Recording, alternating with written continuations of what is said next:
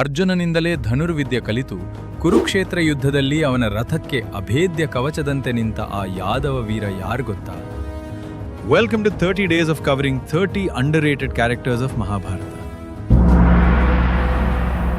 ವೃಷ್ಣಿಕುಲದ ತಿಲಕ ಮತ್ತು ಅರ್ಜುನನ ಪ್ರಿಯ ಶಿಷ್ಯ ಸಾತ್ಯಕಿ. ವ್ಯಾಸ ಮಹಾಭಾರತದ ಪ್ರಕಾರ 14ನೆಯ ದಿನದ ಯುದ್ಧದಲ್ಲಿ ಅರ್ಜುನನು ಜಯದ್ರಥನ ಸಂಹಾರಕ್ಕಾಗಿ ಕೌರವ ಸೇನೆಯ ಆಳಕ್ಕೆ ನುಗ್ಗಿದಾಗ ಯುಧಿಷ್ಠಿರನ ರಕ್ಷಣೆಯ ಜವಾಬ್ದಾರಿ ಇವನ ಮೇಲಿತ್ತು. ಆದರೆ ಯುಧಿಷ್ಠಿರನ ಆಜ್ಞೆಯಂತೆ ಅರ್ಜುನನ ಸಹಾಯಕ್ಕೆ ಧಾವಿಸಿದ ಈತ ದ್ರೋಣಾಚಾರ್ಯ ಮತ್ತು ಕೃತವರ್ಮನಂತಹ ಮಹಾನ್ ವೀರರನ್ನು ಏಕಾಂಗಿಯಾಗಿ ಎದುರಿಸಿ ದಿಕ್ಕೆಡಿಸುತ್ತಾನೆ.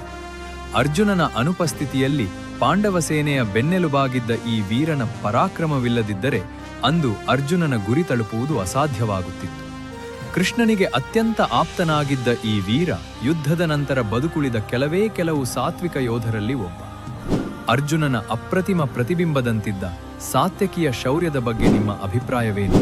ಕಮೆಂಟ್ ಮಾಡಿ. ಪಾಂಡವ ಸೇನೆಯಲ್ಲಿ ಕೇವಲ ಅಭಿಮನ್ಯು ಮಾತ್ರವಲ್ಲ, ಕೌರವ ಸೈನ್ಯಕ್ಕೆ ನಡುಕ ಹುಟ್ಟಿಸಿದ ಮತ್ತೊಬ್ಬ ನಾಗಪುತ್ರನಿದ್ದ. ಯಾರವನು? ನಾಳೆ ತಿಳಿಯೋಣ. ಫಾಲೋ ಮಾಡಿ.